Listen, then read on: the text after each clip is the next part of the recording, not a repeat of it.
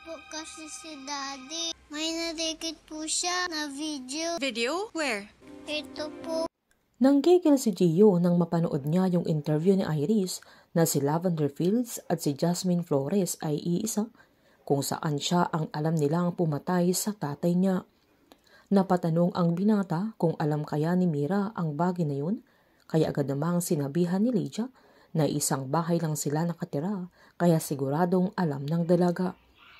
Galit na sinabi ng binata na niloko siya ng kaibigan niya, kaya sinabihan siya ng nanay niya na alam niya galit siya sa tatay niya dahil sa mga ginawa niya at dapat niyang pagbayaran ang mga kasalanan niya, pero hindi sa paraang ginawa ni Jasmine na pinahirapan niya at sinaktan niya ang ama niya, kaya mas lumalim pa ang galit ni Gio kay Mira.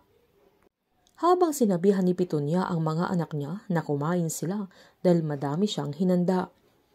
Galit na sinabi ni Myrtle na pinagkalat niya yung video ng tatay ni Gio, kaya nag-viral na anak siya ng murderer, pero pareho lang pala sila. Mangiyak-ngiyak niyang tinanong ang mami niya kung alam niya ang pinaggagawa ng papa niya, pero hindi sumasagot si Petunia, kaya pasigaw na sinabihan ni Myrtle na deserve niyang malaman kung ano ang totoo, pero hindi pa rin makapagsalita ang mami niya, kaya napagtanto niyang totoo ang mga sinasabi ni Mira, sabay umakyat na ito sa kwarto niya. Habang sa araw na yun ay aalis na sana sila Lily at Camila, pero hindi alam nila Iris. Nang hanapin niya yung laptop kung saan andoon yung video ni Lance, ay laking gulat niya nang pinapanood ito ni Camila kasama ng yaya nila, kaya agad kinuha ni Lily yung laptop at mas lalo itong natakot na pinagalitan pa niya yung katulong nila kung bakit nila pinakaalaman, na agad namang pinaliwanag ng katulong na kinuha ni Camila at nagpatulong itong buksan. Agad tinanong ni Camila kung totoong hindi sila ang tunay niyang mga magulang, na mangiyak-ngiyak pa ang bata. Sabay tinanong niya kung sino si Jasmine Flores na tinutukoy ng daddy niya sa video. Umiiyak na sinabi ni Lily na hindi totoo yung sinabi ng daddy niya sa video, kaya sinaad ni Camila na nagsisinungaling ang daddy niya, kaya hindi na alam ni Lily kung papaano niya ito ipapaliwanag, lalo na nang sabihin ng bata na totoo ang mga sinabi ng daddy niya, kaya agad siyang niyakap ni Lily, kaya humagulgol silang mag-ina. Habang sinabihan naman ni Iris si Heather na mahal talaga siya ng daddy nila dahil gagawin niya ang lahat para maprotektahan siya, kaya agad namang nagsorry si Heather. Sinabihan ni Iris na magkakasundo sila sa parehong galit sa mga kabit at hindi yon kasalanan ni Heather. Sabay sinabihan niyang kailangan niyang maging matatag para sa sarili niya at para sa pamilya nila, dahil kung babagsak siya ay babagsak silang lahat, kaya magtutulungan sila. Sabay niyakap niya ito. Habang nanindigan si Mang Berting na hindi pwedeng pumasok si Jasmine sa burol ni Astor, na kahit nakikiusap siyang gusto niya itong makita.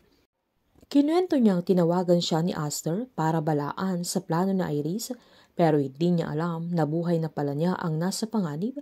Sabay humagulgol ito at giniit niyang para na niya itong pangalawang nanay, na malaki ang utang na loob niya sa kanya, pero pareha sila ng nanay niya na namatay din sa mga kamay ng mga Benavides.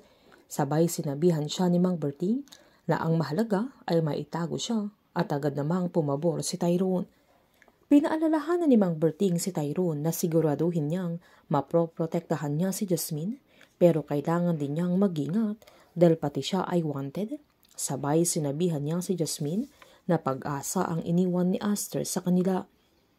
Agad sinaad ni Tyrone na kailangan nilang kumilos dahil nauubusan na sila ng panahon, kaya tinanong ni Mang Berting kung papaano sila kikilos dahil sa mata ng batas at sa mga tao ay pareho na silang kriminal. Agad nilapitan ni Tyrone si Jasmine, sabay hawak sa balikat niya. Habang nang aalis na sana sila Lily ay binili niya si Camila na doon lang muna ito dahil may naiwan siya sa kwarto nila.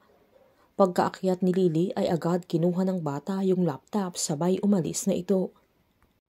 Nagulat si Lily nang pagbalik niya sa baba ay wala na ang bata, kaya hinanap niya si Camila pero hindi na niya mahagilap pa.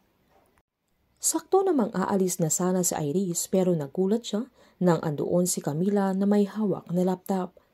Agad niyang tinanong kung anong ginagawa niya doon na agad namang pinaliwanag ng bata na may ipapakita siyang video na nasa laptop at gusto niyang tanungin kung totoo ang mga sinabi ng daddy niya na kinagulat ni Iris kung ano yung video na tinutukoy ni Camila na nasa loob mismo ng laptop na dala-dala niya. Painit ng painit ang mga tagpo, sabay-sabay po nating subaybayan ang advance episode ng Lavender Fields dito lamang po sa aking channel. Patuloy lamang po manood at mag-subscribe para ma-update po kayo sa mga susunod na episode. Marami pong salamat.